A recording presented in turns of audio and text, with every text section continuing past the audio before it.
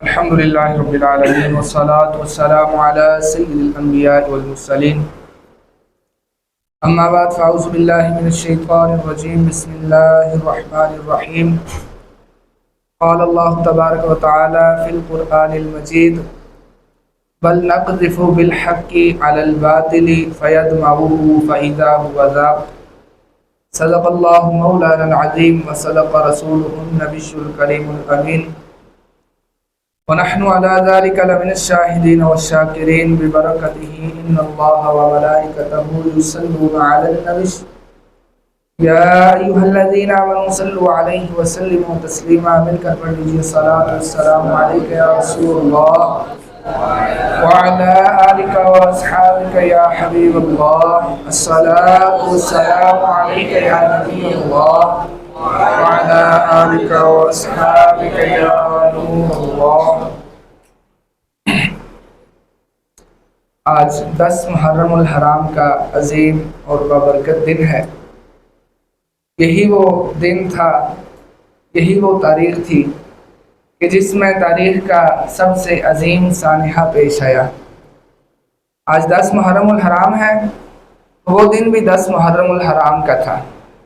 آج بھی جمعہ کا دن ہے، تو جس دن کربلا کا یہ واقعہ پیش آیا وہ دن بھی جمعہ کا تھا۔ اور اگر وقت کا جائزہ لیا جائے تو وقت بھی تقریباً یہی بنتا ہے کہ جس وقت امام حسین رضی اللہ تعالیٰ عنہ کی شہادت ہوئی، تو ذرا اس وقت کا تصور مانیے نا کہ امام حسین رضی اللہ تعالیٰ عنہ آپ کے سامنے اس وقت اپنے 72 رفقا کی لاشیں پڑی ہیں، اور ان میں آپ کے وہ عزیز وہ پیارے بھی ہیں کہ جو آپ کی آنکھوں کی ٹھنڈک تھے۔ آپ کے بیٹے علی اکبر رضی اللہ تعالیٰ عنہ، ان کے بارے میں آتا ہے کہ ان کی آواز سن کر یوں لگتا تھا کہ نبی پاک صلی اللہ تعالیٰ علیہ وسلم خود بول رہے ہیں۔ ان کی شکل دیکھ کر لوگ کہتے تھے کہ ہمیں حضور کا زمانہ یاد آ گیا ہے، اور اب وہ لاش امام حسین کے سامنے پڑی ہے۔ علی اصغر رضی اللہ تعالیٰ عنہ 6 مہینے کے بچے وہ بھی شہید ہو چکے ہیں۔ امام حسین کے بھانجے اون و محمد وہ بھی شہید ہو چکے ہیں۔ امام حسین کے بھائی وہ بھی شہید ہو چکے ہیں، یعنی سارا گھرانہ اس وقت شہید ہو چکا ہے۔ اور اب امام حسین رضی اللہ تعالیٰ عنہ ان کے دل پر کیا گزر رہی ہوگی، لیکن آپ نے بے صبری کا مظاہرہ نہیں کیا۔ یہی وہ عین وقت تھا، آپ اپنے خیمے میں گئے، پردہ دار عورتوں کو بڑی سختی کے ساتھ صبر کی تلقین کی۔ فرمایا کہ میرے بعد پیٹنا نہیں ہے، میرے بعد اپنے چیخنا چلانا نہیں ہے۔ آپ نے ان لوگوں کو صبر کی تلقین کی، اور پھر آپ میدان کربلا کی طرف روانہ یعنی لڑنے کے لیے نکلے۔ تو یہاں سے بھی یہی بات سیکھنے کو ملتی ہے کہ امام حسین رضی اللہ تعالیٰ عنہ جن کے سامنے 72 لاشیں پڑی ہیں، وہ بذات خود پیٹنے سے منع کر رہے ہیں، تو آج یہ محبت کا دعوے دار کیسے اٹھ کے کہہ سکتا ہے کہ میں اس لیے پیٹتا ہوں کہ میں امام حسین سے محبت کرتا ہوں؟ ان سے یہ کیسی محبت ہے؟ وہ تو پیٹنے سے منع کر رہے ہیں، اور یہ کہہ رہا ہے میں محبت میں پیٹتا ہوں۔ محبت میں نمازیں پڑھو، محبت میں تلاوت قرآن کرو، کیا محبت میں صرف پیٹنا ہی ہے؟ تو یہ جھوٹے محبت کے دعوے ہیں۔ تو امام حسین رضی اللہ تعالیٰ عنہ جب میدان جنگ کی طرف روانہ ہوئے تو آپ نے اپنے پردہ دار عورتوں کو سب سے جو اہم وصیت کی وہ یہی کی کہ میرے بعد بھی پیٹنا نہیں ہے۔ یعنی آپ کو پتہ تھا ہم نے شہید ہو جانا ہے، اکیلے رہ گئے تھے۔ آپ جب گئے نا، سامنے لشکر تھا، آپ بھی شیر خدا کے بیٹے محمد مصطفیٰ صلی اللہ تعالی علیہ وسلم کے نواسے ہیں۔ آپ نے جب لشکر پر حملہ کیا تو جس طرف آپ حملہ کرتے ہو تو گاجر مولی کی طرح جہنم میں کاٹتے جاتے، جس طرف آپ رخ کرتے تو وہ میدان کو چھوڑ کر بھاگ جاتے تھے۔ اتنی بہادری سے آپ نے حملہ کیا، اور کوئی اکیلا شخص یا چند شخص بھی مل کر آپ کا مقابلہ نہیں کر سکتے تھے۔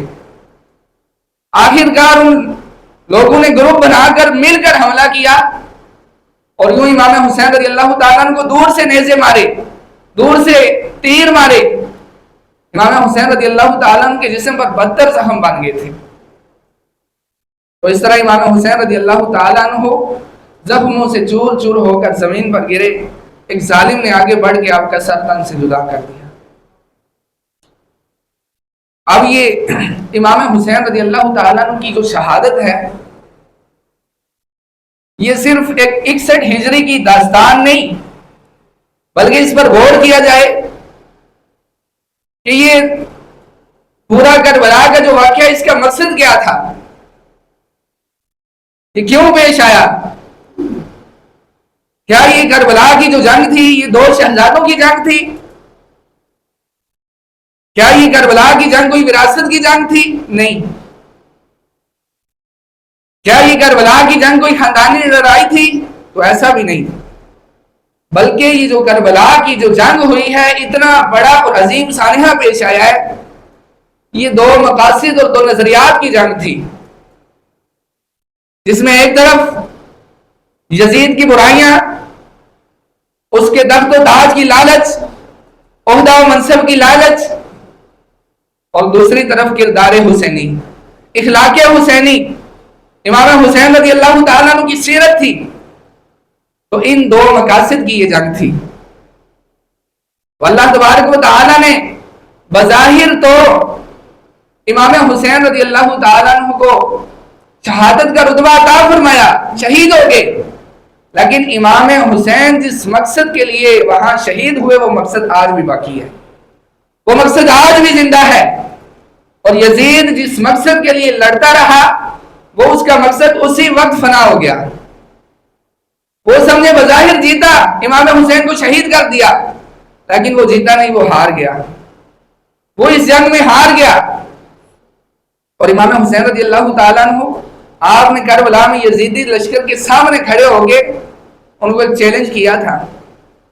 یہاں سے بھی بڑا پیارا سبق ملتا ہے. آپ نے یزیدی لشکر کے سامنے کھڑے ہو کر فرمایا کہ یزیدیوں، جب سے میں نے سنا ہے کہ جھوٹے آدمی سے اللہ پاک ناراض ہوتا ہے، جھوٹے آدمی کو اس کے جھوٹ کا نقصان ہوتا ہے، تب سے میں نے کبھی جھوٹ نہیں بولا.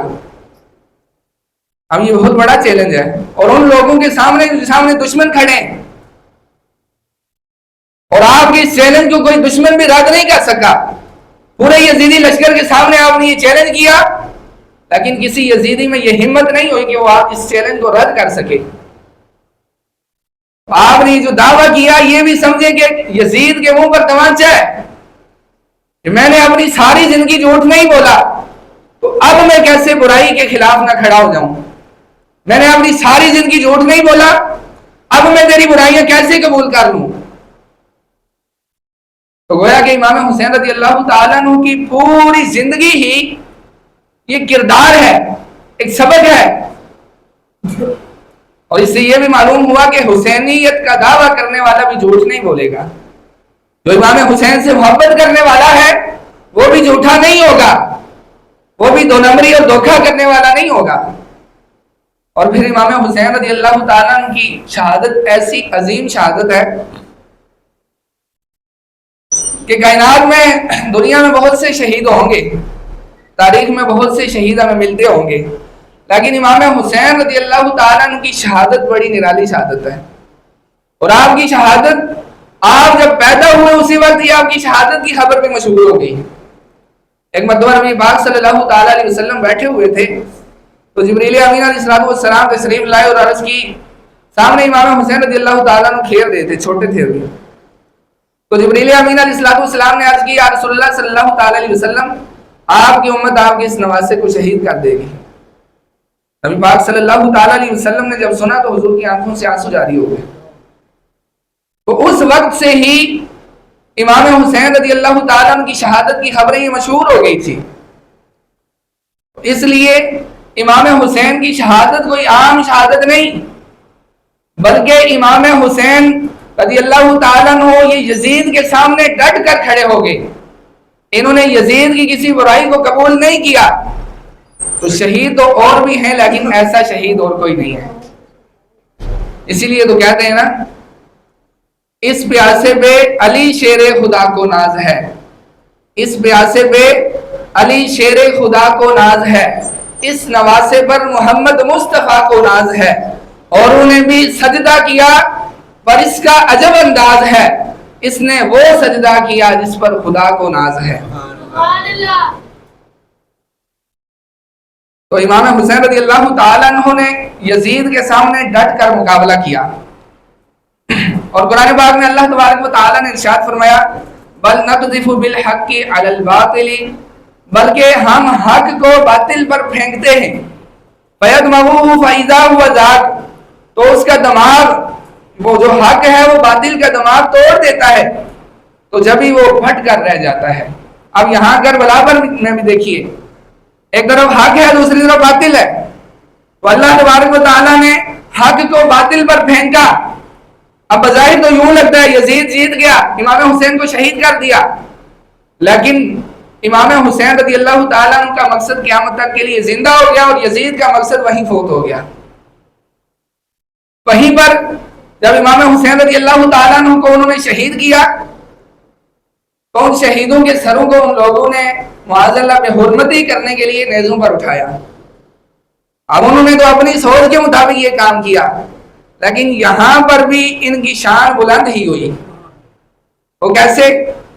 ان خبیثوں کے ناپاک وجود سے تو ان شہیدوں کے سر اونچے ہی ہوئے، اگرچہ انہوں نے ان سروں کو نیزوں پر بلند کیا، لیکن ان ناپاک وجودوں سے تو وہ سر اونچے ہو گئے۔ سر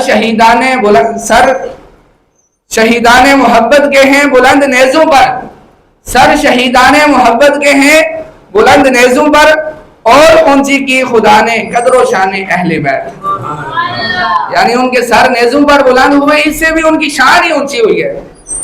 اور پھر جب یہ لشکر جب ان سروں کو لے کر روانہ ہوا یزید کے دربار میں جانے کے لیے، تو راستے میں ایک تقریق نامی قلعہ تھا، وہاں پر جب یہ پہنچے رات ہونے لگی، تو انہوں نے اس قلعے کے گورنر کو پیغام بھیجا کہ ہم یزید کے لشکری ہیں، اور ایک باغی شخص کا ہم سر لے کے یزید کے پاس جا رہے ہیں، ہمیں آج رات گزارنے کے لیے اس قلعے میں اجازت دو۔ تو اسے نہیں معلوم تھا، اس نے اجازت دے دی۔ جو ہی یہ یزید کے لشکری ان سروں کو لے کر جب قلعے میں داخل ہوئے، تو ایک شخص نے پہچان لی اور کہا یہ تو نواسے رسول امام حسین کا سر ہے، اور پھر اس نے لوگوں کو بتایا، تو وہیں سارے مجمع اکٹھا ہو گیا۔ اس قلعے میں ان لوگوں کو گھسنے کی اجازت نہیں ملی۔ اب یہاں سے ہی ان کی بربادی شروع ہو گئی تھی۔ پھر آگے کسی اور قلعے میں گئے، تو وہاں پر بھی اسی طرح 3-4 جگہ پر ان کو رات رکنے کی اجازت نہیں ملی، یعنی ان لوگوں کی اب بربادی شروع ہو گئی تھی۔ اسی طرح جب یزید کے دربار میں پہنچے، تو یزید کے سامنے امام حسین رضی اللہ تعالیٰ عنہ کا سر مبارک رکھا ہوا تھا، تو وہاں پر جالود نامی ایک شخص آیا جو پچھلی کتابوں کو مانتا تھا۔ اس نے پوچھا کہ یزید یہ کس کا سر ہے؟ تو یزید نے کہا کہ نواسہ رسول امام حسین رضی اللہ تعالیٰ عنہ کا سر۔ اب وہ جالود جو بد مذہب تھا، اسلام کو قبول نہیں کیا ہوا تھا، وہ پچھلی کتابوں کو مانتا تھا، وہ بھی بڑا غضبناک ہو گیا۔ اس نے کہا یزید تیری بربادی ہو، اور بتایا کہ میں حضرت داؤد علیہ السلام کی اولاد سے ہوں، اور میرے اور حضرت داؤد علیہ السلام کے درمیان 109 سلسلوں کا واسطہ ہے، لیکن آج بھی داؤد علیہ السلام کی جو قوم ہے، جو ان کو ماننے والے لوگ ہیں، وہ میری قدر کرتے ہیں، میری عزت کرتے ہیں، میرے قدموں کی خاک کو اپنے سر میں لگاتے ہیں۔ وجہ کیا ہے کہ میں داؤد علیہ السلام کی اولاد سے ہوں۔ تو اتنا بدبخت ہے کہ تو نے نواسہ رسول کو ہی شہید کر دیا۔ اب یزید بدبخت تھا، اس کا دل تو سخت تھا۔ اس نے کہا گیا جالود، نبی پاک صلی اللہ علیہ وسلم کی حدیث ہے کہ جو ذمہ ٹیکس دے کر تمہارے ملک میں رہ رہے ہوں اسے قتل نہیں کرنا چاہیے، جو اسے قتل کرے گا کل بروز قیامت میں اس کا ضامن ہوں گا، میں اس کا بدلہ لوں گا، اس لیے میں تجھے قتل نہیں کر رہا، ورنہ میں تیرا سر قلم کر دیتا۔ تو اب جالود جو شخص تھا اس نے کہا کہ تمہارے نبی ہمارے ضامن ہو سکتے ہیں، ہمارا بدلہ لے سکتے ہیں، تو آپ بدبخت آدمی، کیا تجھ سے وہ کل اپنے نواسے کا بدلہ نہیں لیں گے؟ تو وہ جالود شخص کلمہ پڑھ کر مسلمان ہو گیا، اور پھر مسلمان ہوا تو یزید نے ان کا سر بھی قلم کر دیا۔ اب یہاں پر بھی دیکھیے یزید کا وہ دربار اب اس میں بھی اس کی کوئی عزت نہیں رہی. اب وہاں پر بھی بحث و تکرار شروع ہو گئی ہے. یہ تو ایک واقعہ. اسی طرح اس کے بعد ایک اور شخص آیا, اس نے بھی اسی طرح یزید کی بے عزتی کی. آخرکار یزید نے اسے بھی قتل کر دیا. لیکن کسی کو قتل کرنے سے, کسی کو جان سے مار دینے سے اصل مقصد ختم نہیں ہو جاتا. تو یہ یزیدیوں کی بربادی یہاں سے شروع ہو گئی تھی. اور دوسری طرف امام حسین رضی اللہ تعالیٰ عنہ, آپ بظاہر شہید ہوئے لیکن آپ کی مقبولیت پہلے سے زیادہ بڑھ گئی. جہاں پر آپ کے سر اقدس کو لے جایا جاتا وہاں پر طرح طرح کی کرامات کا ظہور ہوتا, طرح طرح کی برکتوں کا ظہور ہوتا. تو امام حسین رضی اللہ تعالیٰ عنہ کے شہید ہونے سے ہی آپ کی مقبولیت اور زیادہ بڑھ گئی. تو آج بھی اگر ہم کربلا کے ان اسباب کو دیکھیں اور ان پر عمل کریں تو تبھی ہم حقیقت میں امام حسین رضی اللہ تعالیٰ عنہ سے محبت کرنے والے ہیں. آج اہل سنت میں, مسلمانوں میں امام حسین سے محبت کا دعویٰ تو کیا جاتا ہے, اور آج کے دن میں ماشاءاللہ ہر آدمی اپنی استطاعت کے مطابق کوئی سبیل لگا رہا ہے, کوئی لنگر تقسیم کر رہا ہے, مختلف طرح کے کام کر رہے ہیں. تو یہ امام حسین سے محبت کا دعویٰ ہی ہے. ان سے محبت اسی لیے کام کر رہے ہیں, لیکن اس کے ساتھ ساتھ اس محبت کو عملی جامہ میں پہنانا ہوگا. امام حسین رضی اللہ تعالیٰ عنہ نے کربلا میں اپنی جان دے دی لیکن نماز نہیں چھوڑی. تو آج ان سے محبت کے دعوے کرنے والا کیسے نماز چھوڑ سکتا ہے؟ آپ کا سر نیزے پر بلند ہو گیا پھر بھی تلاوت قرآن کرتے رہے, لیکن آج ان سے محبت کرنے والے کو تلاوت کرنا پڑھنا آتا ہی نہیں ہے, قرآن پڑھنا ہی نہیں آتا. تو ایسا نہیں ہونا چاہیے. اچھی بات ہے سبیل لگائی جائے, اچھی بات ہے ان کے نام کا لنگر تقسیم کیا جائے, یہ بھی ان سے محبت کا دعویٰ ہے, لیکن ان کے جو اسباب ہیں ان پر بھی عمل کیا جائے نا. کسی ایک تاریخ دان نے یہ نہیں لکھا کہ امام حسین رضی اللہ تعالیٰ عنہ کی نماز کبھی رہی ہو, بلکہ کربلا کے میدان میں بھی آپ کی کوئی نماز نہیں رہی. اور آج ہم کیسے محبت کے دعوے کرنے والے ہیں؟ ہماری آج 10 محرم والے دن بھی کئی لوگوں کی فجر رہ گئی ہوگی, اور آج کے دن ہم شام کو غور کر لیں کہ کیا ہم نے 500 نمازیں پڑھی ہوں گی یا نہیں. تو محبت کے دعوے کو عملی جامہ تب پہنایا جا سکتا ہے جب ان کے کردار پر بھی عمل کیا جائے. تو آج لوگ طرح طرح کی باتیں کرتے ہیں, نوحہ کرنا, پیٹنا, چیخنا, چلانا, اس سے امام حسین نے منع کیا ہے. یہ کوئی امام حسین کا سوگ نہیں ہے. سوگ جو ہے نا مردوں کا بنایا جاتا ہے. امام حسین مردہ نہیں ہے بلکہ شہید ہے, اور شہید زندہ ہوتا ہے. ٹھیک ہے. اور اسی طرح رونا ہے تو اس بات پر رویا جائے کہ امام حسین نے تو وہاں پر بھی نماز نہیں چھوڑی اور آج ہماری نمازیں چھوٹی جا رہی ہیں. امام حسین نے وہاں پر بھی نیزے کی نوک پر بلند ہو کے تلاوت قرآن کی, لیکن آج ہمیں قرآن پڑھنا ہی نہیں آتا. رونا ہے تو اس بات پر رویا جائے نا, اس بات کے احساس کو اپنے دل کے اندر اجاگر کیا جائے تاکہ ان سے حقیقی محبت کو ثابت کر سکیں ہم. اور امام نبی پاک صلی اللہ تعالی علیہ وسلم نے فرمایا کہ کل بروز قیامت سایہ عرش کی طرف جلدی بڑھنے والا شخص وہ ہوگا کہ جس کے سامنے جب حق کی بات کو پیش کیا جائے تو فوراً قبول کر لے. تو امام حسین رضی اللہ تعالیٰ عنہ آپ حق پر ڈٹ گئے, حق پر قائم ہو گئے. آج ہمیں بھی حق کی بات کو قبول کر کے اس پر عمل بھی کرنا ہوگا. اور ہمیں حق کی بات معلوم ہے لیکن ہم عمل نہیں کرتے. عملی زندگی میں ہماری کمزوری ہے. ہم صرف لنگر پکانے, دیگیں پکانے, سبیلے لگانے کے لیے رہ گئے. یہ بھی اچھا کام ہے, ثواب کی نیت سے جو بھی کرتا ہے, لیکن عملی زندگی میں کمزوری ہے. نمازوں کی پابندی میں کمزوری ہے. تلاوت قرآن نہ پڑھنا آتا ہے, نہ سیکھنے کا شوق ہے, نہ یہ کبھی سوچا ہے کہ آگے میں نے کبھی سیکھنا ہے. جذبہ ہی نہیں ہے. اچھے اخلاق, ان تمام چیزوں کی ہم لوگوں میں کمی ہے. تو کردار حسینی پر عمل کرنا ہوگا. کربلا کا جو حقیقی سبق ہے اس پر عمل کرنا ہوگا. ورنہ یہ لنگر, یہ دیگیں, یہ تو وہ لوگ چھوڑ کے شہید ہو گئے. انہوں نے پانی کو قبول نہیں کیا, شہید ہو گئے. انہوں نے کھانا پینا چھوڑ کے, گھر بار چھوڑ کے نکل کے دین کے لیے. اور آج ہم ہیں کہ اس دین کو بول کر لنگر کے پیچھے پڑ جائیں. تو ایسا نہیں ہونا چاہیے. کردار حسینی پر عمل کریں. امام حسین نے نماز پڑھی, ہم نماز پڑھیں. امام حسین نے تلاوت قرآن کی، ہم تلاوت قرآن کریں. نہیں پڑھنا آتا سیکھیں، اس میں شرم کی کوئی بات نہیں ہے کہ چھوٹی عمر میں نہیں سیکھا، بڑے ہو گئے کیسے سیکھیں. ماں کی گود سے لے کے گور تک یعنی قبر تک حضور نے فرمایا کہ علم دین حاصل کرو، چاہے جوانی ہو چاہے بڑھاپا ہو، ہر حال میں سیکھنا چاہیے. تو قرآن پاک سیکھیں، قرآن پاک کی تعلیمات کو سیکھیں، ان پر عمل کریں، تب جا کے ہم امام حسین سے محبت کے حقیقی دعوے دار ہو سکتے ہیں. اللہ تبارک و تعالی ہمیں جو سنا سیکھا اسے یاد رکھنے اور اس پر عمل کی توفیق عطا فرمائے. آمین بجاہ نبی کریم صلی اللہ تعالی